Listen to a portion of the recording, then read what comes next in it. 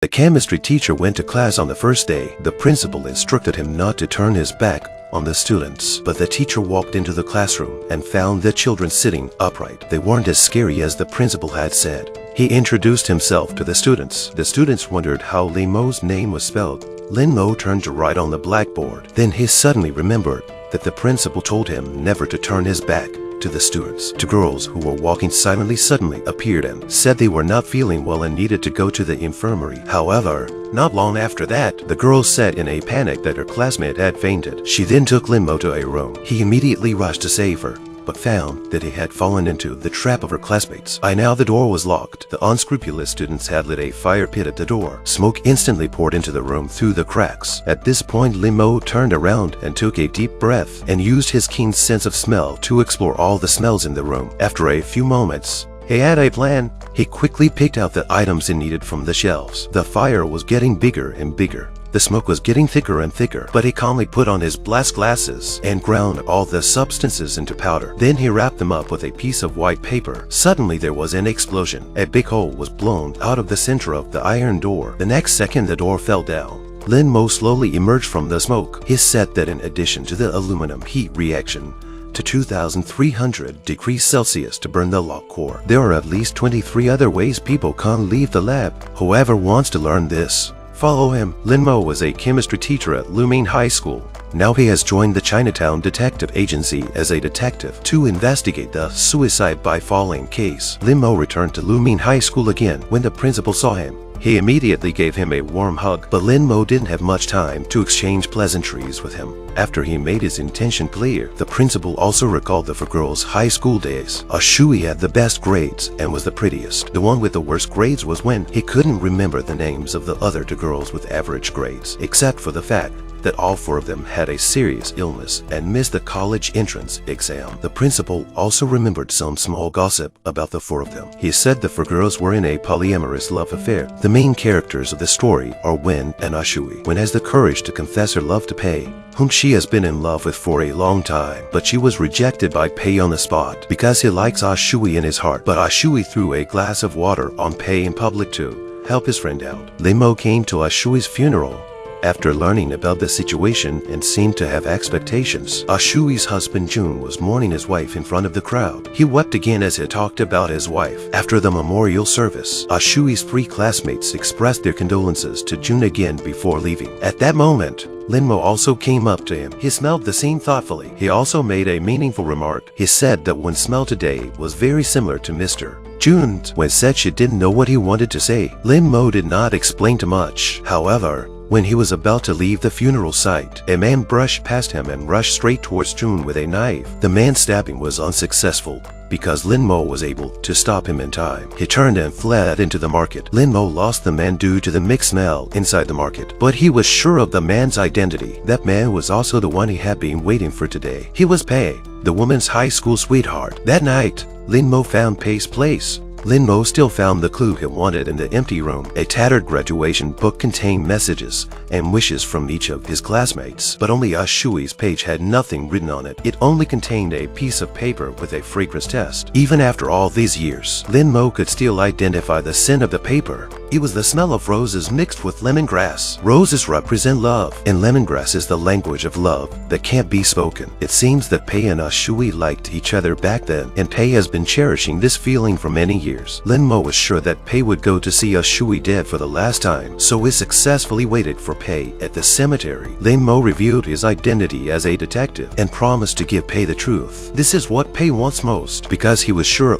Shui would never commit suicide. It turns out that Pei was also present at the class reunion a month or so ago. Shui was very happy and drank a lot that night. She even gave Pei a ride in her car on the way back. Shui even asked Pei if she still liked her after all these years. They kept in touch for a while afterwards. Shui also told Pei that she wanted to start a new life with him afterwards. This is the reason why Pei believes Shui will not commit suicide. He also believes that Shui's death has something to do with her husband Jun, because after Shui's death, June will inherit her huge estate. That's why he wanted to assassinate June at the funeral today, so that he can avenge Ashui's death. Then Sasha brought up those strange events again. Ashui's 3 best friends had experienced the paranormal events, but Pei said he didn't believe in them. Pei also thinks that the other 3 people are not Ashui's best friends. Ashui was the most well-off of all the students in the class. On the night of the party, she prepared a gift for everyone. Ashui happily gave her 3 best friends the gifts she had prepared, but soon after, Pei overheard the 3 of them talking in front of the bathroom. They thought Ashui was showing off her wealth, so they didn't care about these stupid gifts from Ashui. Pei thinks that some women are best friends on the surface, but secretly,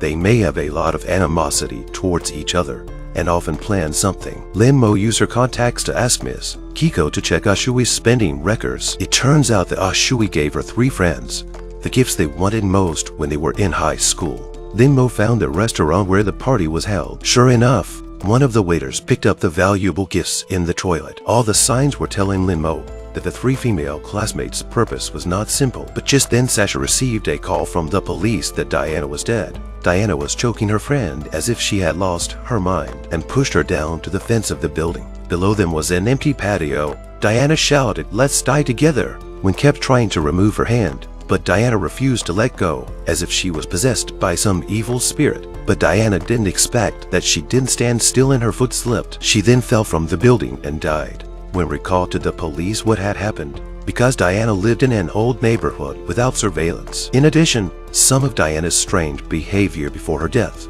was similar to the paranormal events they had recently encountered. The police department already believed Wen's confession, but Lin Mo seems to have an answer at this moment. He said Wen was the one responsible for these things. Wen cried and said that her good friends had died one by one. Why did Lin Mo still stare at her and not let her go? Lin Mo is adamant that Wen was guilty, but Lin Mo has no direct evidence to prove Wen is the murderer, so he had to let Wen leave the police station. He found someone to restore Diana's cell phone that was damaged when she fell down, but because the phone is too old, it takes some time to repair the data. However, by this time, June had already transferred all the inheritance and had already bought a plane ticket to Singapore. Lin Mo had to stop him from leaving, so he asked Sasha to buy him a ticket for the same flight as June. Then he went to a grocery store and picked up a few things at random. By now, June was already on board, but the person sitting in front of him was Wen. The 2 of them raised their champagne and smiled at each other. They had started to celebrate something in advance, but the plane was delayed because a passenger had not arrived. After a long time,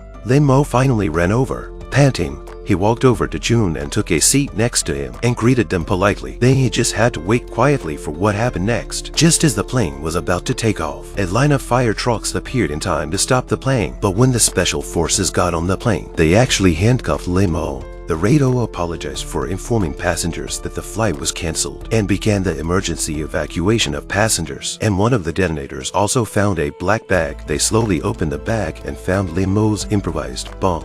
He had intentionally left out a certain ingredient so the bomb wouldn't actually explode. Lin Mo did this just to stall for time, and the data in Diana's phone was finally repaired. The phone recording was the evidence that Wen killed Diana. They finally managed to bring Wen and June back to the police station. Lin Mo came to Wen's face after receiving criticism and education, and they restored her story of the crime. On the day Ashui went to the temple to worship Buddha, she was sprinkled with white phosphorus powder on her arm in advance. The ignition point of white phosphorus powder is 40 degrees, and the temperature that day was above 38 degrees. The white phosphorus powder has sufficient conditions to spontaneously combust. And about the strangulation marks on Wen's neck, Lin Mo had to admire her acting skills. In fact, Wen only needed to apply some phenolphthalein solution on her neck.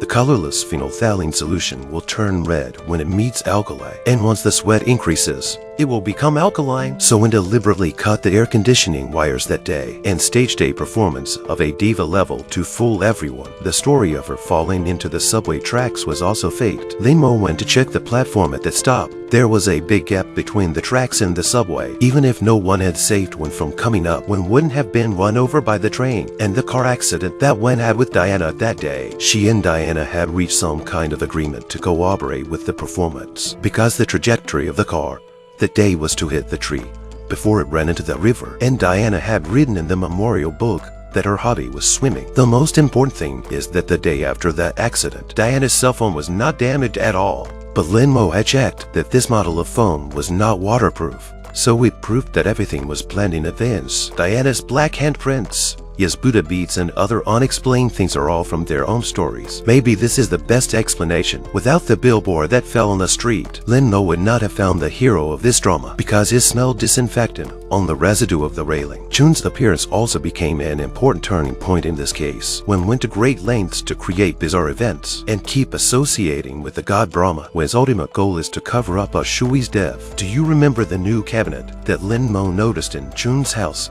the day that smelled like paint? Coincidentally, this cabinet was moved in the afternoon of Shui's death. Obviously, the real purpose of this cabinet is not to hold things, but rather to facilitate Wen's hiding in the cabinet. Wen, with the same clothes as Shui in a wig that night, Wen could take Shui's identity as long as her face was not captured by the surveillance cameras. Wen danced on the rooftop and then jumped off, but she only jumped on the platform prepared in advance. Jun, who was on the 18th floor, picked up a sleeping Shui and threw her off the balcony. The two of them together created a seemingly perfect crime. The lead actor, Jun, smashed the monitor out of control just to create an opportunity for Wen to leave the scene smoothly. The original starting point of the murder was the class reunion that day. It was obvious that all four women did not go to college, but Shui went to study abroad for 2 years because her family was rich and still managed to live a good life. So Wen took advantage of the other two friends' discontent. Diana and Nya just wanted to scare Shui, but Diana didn't expect Shui to die until that day at the funeral. Then Mo said that Wen and Jun smelled the same. Diana sensed something was wrong. She followed them secretly and found out Wen and Jun's secret. So she took a video and tried to extort some money. But Wen didn't like the feeling of being coerced. She grabbed Diana's phone to delete the video. She was pushed when she was fighting for the phone and Diana fell to her death. She then deleted the video from Diana's phone to destroy the evidence. Wen thought she had done everything perfectly. As the saying goes, justice has long arms. Sasha just doesn't understand why Wen hates Shui so much. She said Shui always gives them something as if she's the superior one. Shui gave pay to Wen in high school and made Wen look bad in front of his classmates. So Wen decided to take everything away from Shui from then on. The friendship between the four of them started with good but ended with killing. I feel sad and regretful when I see this. I still think that the most important thing between people is equality and honesty. We need to treat people equally and be honest in order to build a good relationship with others.